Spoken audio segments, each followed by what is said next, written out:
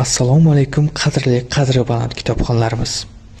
Insonlar buyuklikka erishadimi yoki shunchaki buyuk bo'lib tug'iladimi? Necha asrlardan buyon olim va ulamolar buyuklikning siri uzluksiz mehnat va ruhiy tarbiyada ekanligini uqtirib, isbotlab kelayotganiga qaramasdan, hanuzgacha buyuklikning sirini iste'dodli bo'lib tug'ilishda ko'radigan ko'pchilikni tashkil etadi.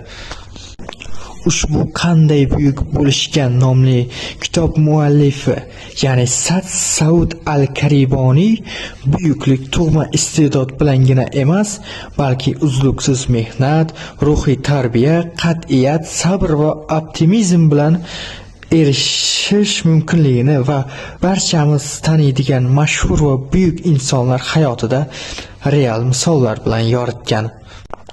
Ushbu kitob Samarqand tuman axborot kutubxona markazida mavjud bo'lib, kitobni olib o'qib, mutolaa qilishingizni tavsiya etamiz.